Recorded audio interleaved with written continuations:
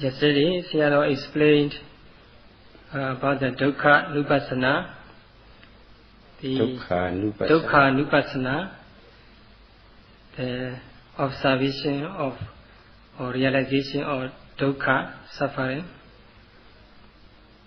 There are many more things to tell about the Dukkha. So Sayadaw want to elaborate about the Dukkha today.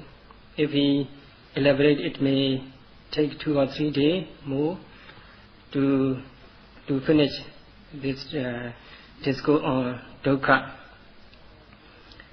But to make it clearer, Sayadaw continue some more about the Dukkha, and then Sayadaw will explain several kinds of Dukkha, suffering or distress, and then the danger or the fatal danger which can come from the unknowing or Dukkha, suffering.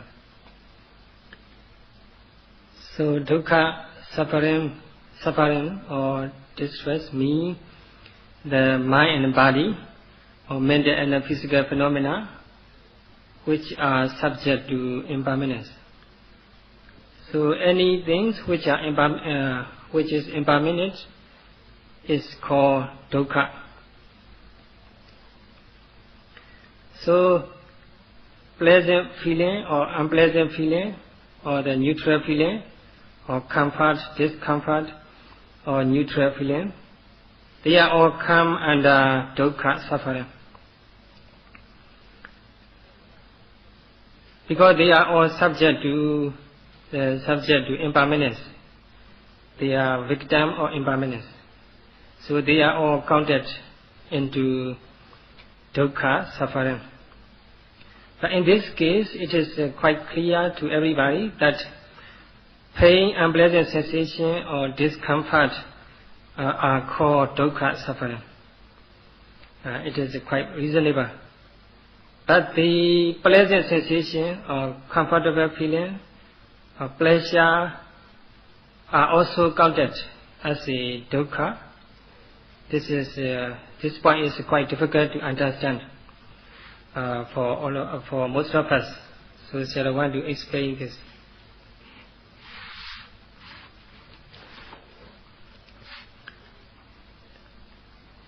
So in the phenomena which are subject to suffering, included in the 3 types of feeling: pleasant feeling, unpleasant feeling, and neutral feeling as well. So they are all counted. They are all counted as a Dukkha, suffering. So in this case, there's a point we need to understand. So here, Dukkha, suffering, is divided into 3 categories. Number 1 is Dukkha, and the second one is Viparinama Dukkha, and third one is Sankhara Dukkha. So this Dukkha must be understood in 3 ways.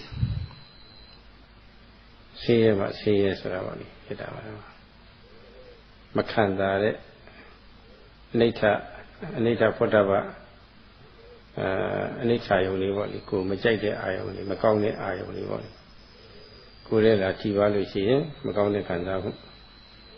Say my lavia, Poluci, Macone, Kanzamu, say Macone, Kanzamu, say we chanda move on in the Edari Guru Kurega Macanda, say Macanda, the Namu. Any kind of holy go Dukkha, look over it. See ye, body. See ye.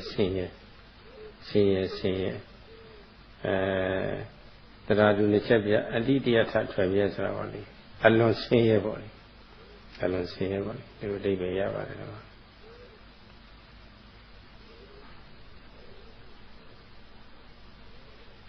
So this suffering they come the unpleasant contact or unpleasant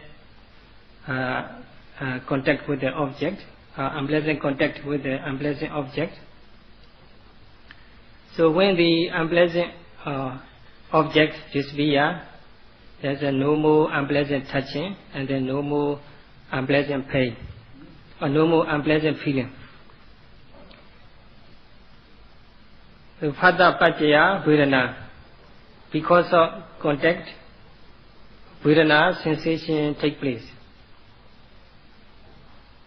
The good contact result in good feeling, bad contact result in bad feeling of unpleasant sensation. When the bad contact disappears, the unpleasant sensation also disappears. It is just like a burden on our shoulder or back. When we are overloaded, very heavy burden, very heavy load on our shoulder or back, it is very tiring, or we feel very fatigued or exhausted.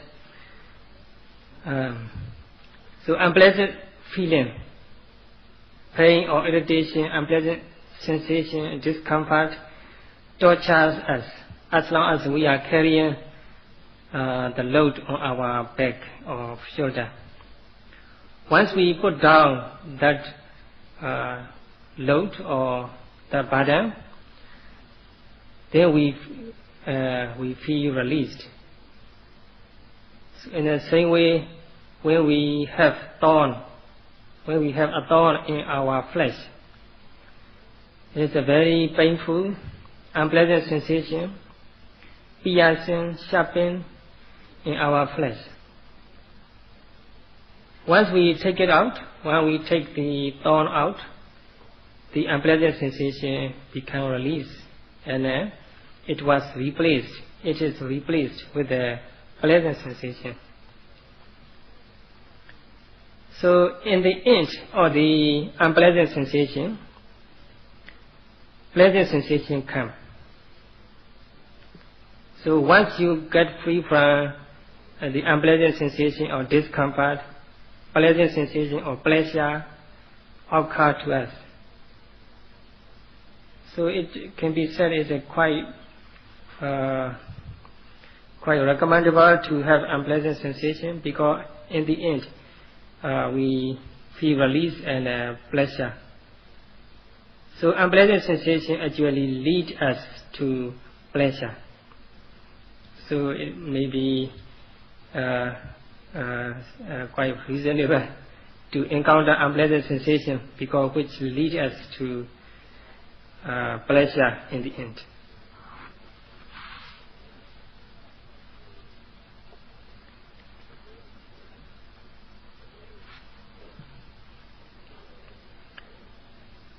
So one obvious thing is when we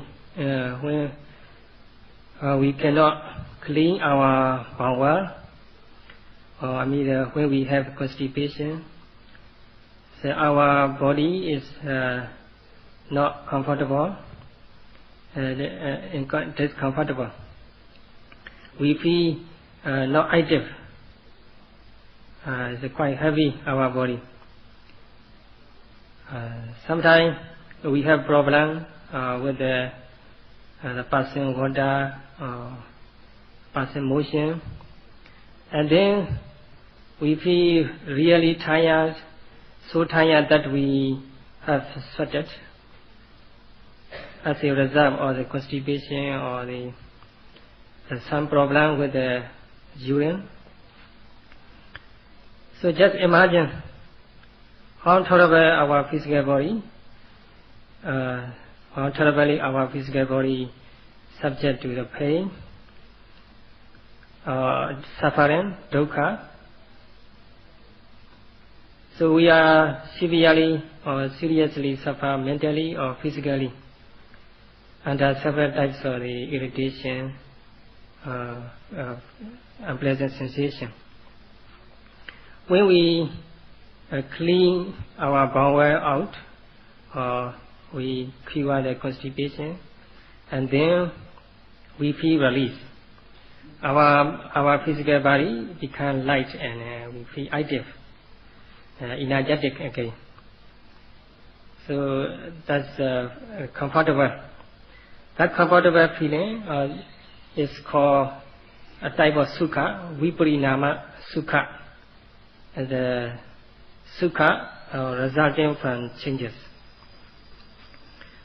So in the end of the dukkha suffering, we will experience the pleasure, pleasant sensation, which is called viparinama sukha. So when we note unpleasant sensation such as pain, irritation, any types of discomfort, so we are supposed to see the true nature of the physical suffering or mental suffering, and then at the same time we are able to experience the pleasure or release in the end of the suffering or unpleasant sensation. So that's called the viparinama sukha. So this also must be observed, noted accordingly. For example, when we hungry or thirsty, so we suffer unpleasant sensation, which is called dukkha. When we eat, then we eat or drink, then we feel released, or a type of pleasure. This pleasure also must be observed or noted thoroughly. Then another example is when cold or heat. When we are very cold, it is also a type of suffering. And then or very hot, then it is also suffering. So when we cold, we make ourselves warm, or we keep ourselves warm, covered with a blanket, something like this, and then we feel warmness. It is a type of sukha, pleasant sensation. When we feel hot, and then we make ourselves cool down in some way or the other, then that coolness is also a type of pleasure, a pleasant sensation. So from heat to cold, from cold to heat or warm, these changes provide us with a pleasure or pleasant sensation or release. This is viparinama sukha, the pleasure resulting from the changes. And then when we work a lot, we got tired and exhausted, then we take rest. Release is there, pleasure is there. That pleasure or release is also called, similarly, the viparinama sukha. The sukha originated from the changes. So these all phenomena of the sensation are occurring to us all the time, must be noted and observed. If you live the only posture, or sitting for long, or standing for long, or walking for long, if we spend our time walking for long or standing for long, then we have to encounter the discomfort, unpleasant sensation, dukkha. So when we change our bodily posture, then we feel release, a type of pleasure, viparinama sukha. The pleasure resulted from the changes. And then sometimes we eat too much, we sleep too much, then we feel heavy, we are not alert, or we are not active, we put on weight. Then we have to reduce our weight, only then we feel light and active. So we can elaborate in this way. And when we eat also, we eat too much and then we feel heavy. So after digestion then we feel active, alert again. So throughout the day we are able to experience the pleasant and unpleasant sensation, or a pain, or a dukkha, and in the end of the dukkha there is a pleasure, viprinama sukha.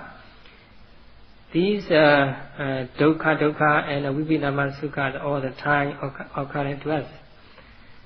They are all must be noted. So this is enough for us to elaborate dukkha and viprinama sukha. Now Sayadaw continue to viprinama dukkha in our mind and body process. So there are pleasant objects all the time occurring to us. When the pleasant objects occur to us, then we feel happy, comfortable.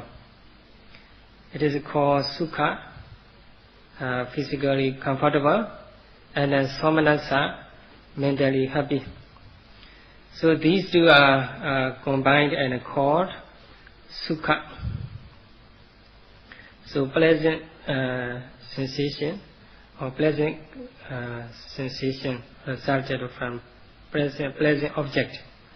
For example, when we feel hot or heated, the breeze is a type of pleasure.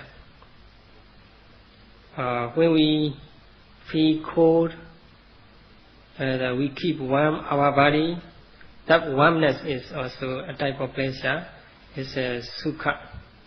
This type of sukha is called titi sukha, or pleasant pleasure. And then a moment or a few moments later, that pleasant pleasure or pleasant sensation, they disappeared. Then in the end of the pleasant sensation, there is dukkha, pain or unpleasant sensation. So that dukkha, unpleasant sensation, discomfort, is called viprinama dukkha. The dukkha or the discomfort resulting from the changes. When we observe all the time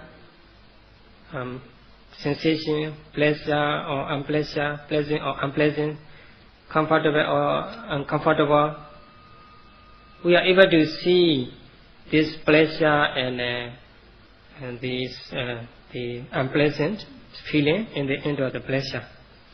Dukkha and sukha and viprinama dukkha.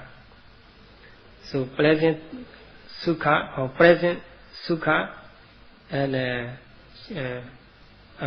dukkha in the end of the pleasant feeling. So if we observe, we can see this type of sukha and viprinama dukkha all the time. These are all must be noted. So when everything goes smooth, we make money smoothly, everything is under favorable condition, then we feel happy. And this is a pleasant sensation or the sukha. So when we are successful in our education, when we try to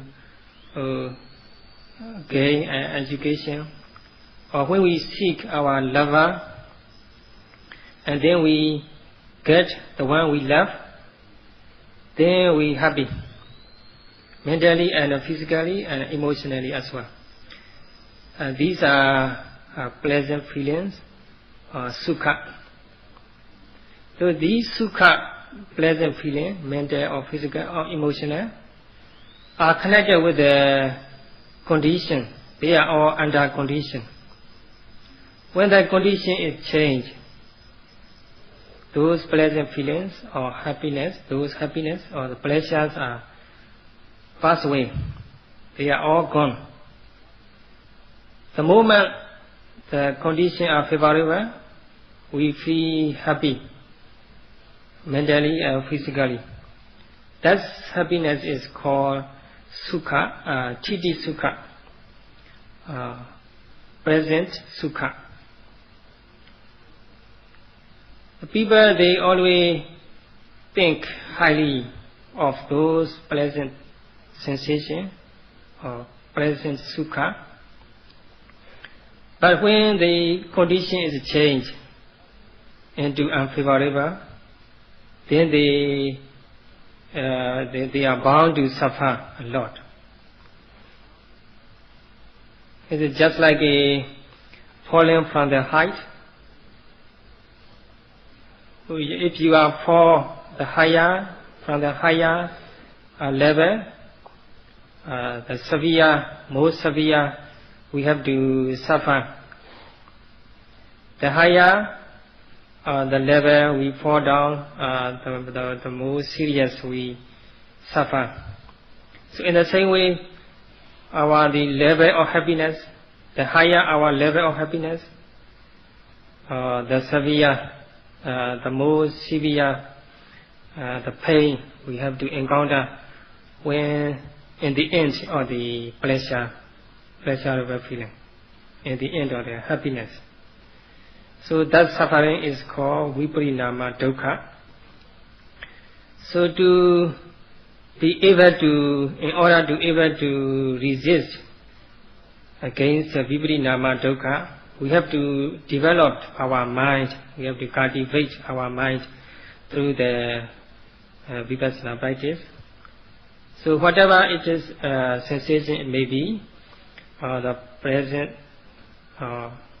pleasure or the unpleasant feeling which is resulting from the at the end of the suffering, at the end of the pleasure, these viparinama dukkha or titi sukha, any types of feeling must be noted and observed the moment they occur to us. Then our mind becomes developed. There's no way for us to be disappointed or to be disturbed by those pleasant or unpleasant sensations.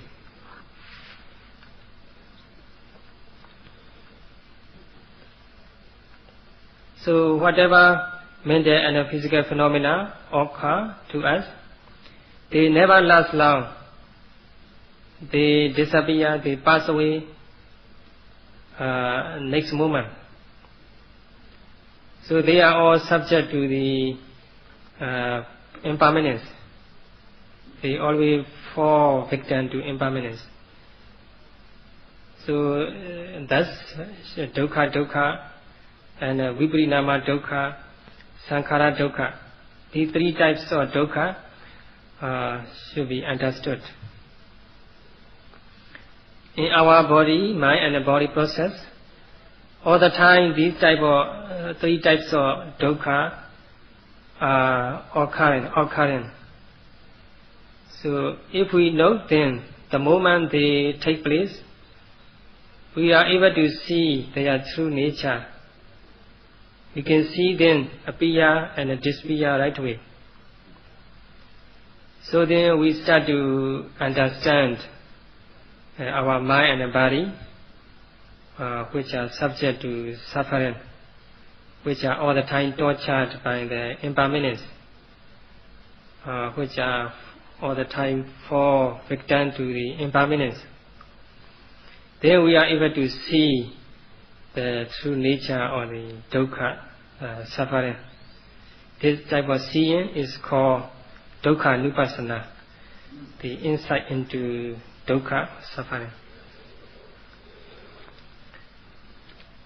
So it is in this mind and body, it is in the domain of mind and body, that those three categories of the suffering or dukkha take place, nowhere else. So all suffering and dukkha, unpleasant sensation, are all the time occurring to us in this mind and body, nowhere else.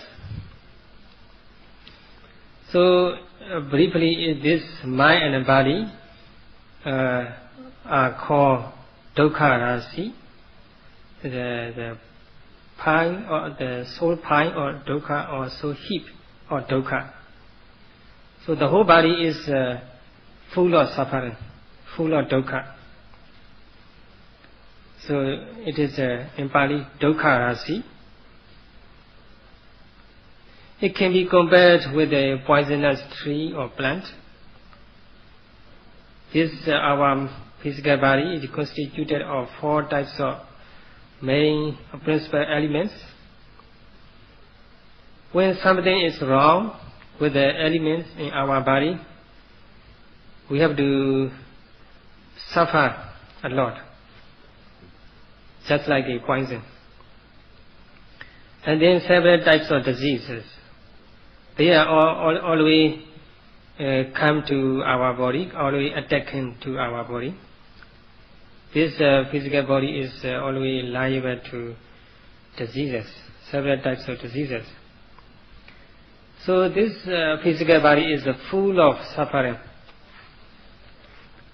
So all types of suffering actually take place in this very body of our own, not anywhere else. When suffering or disease or any types of discomfort take place into our body, the disease or unpleasant sensation or dukkha, they hardly go out. They enjoy themselves in our body. They stay for long. So this our physical body can be compared with the abode or the home of the diseases. So we people think very highly of our physical body. So when we face with the unpleasant sensation or pain, discomfort or several types of diseases, then we feel helpless. Just like a person who is rowing a boat with a hole in it. So in the river, the boat with a hole in it, the water coming in. So the longer he is on the boat, the more dangerous for him. So in the same way, as long as we have this physical body, so more and more suffering and dukkha come into us. So this body is compared with the house or the abode or the diseases. So we must be prepared to face with the dukkha, any types of dukkha. So we must train our mind, we must cultivate ourselves, we must train ourselves so that we can able to deal with the diseases when we have. So we must cultivate or develop our mind in advance. If we are able to resist against the pleasant or unpleasant sensation, when we have pleasant sensation or unpleasant sensation, we may not feel helpless. Or when we encounter the pleasant sensation or sukha, we may not think highly of that. So our resistant power become stronger and stronger. So this is a satipatthana practice which can help us to deal with the pleasant or unpleasant sensation So by practicing Satipatthana practice, we have to accumulate our mental energy so that we are able to deal with the sukha and the dukkha, good or bad, or ups and downs of life.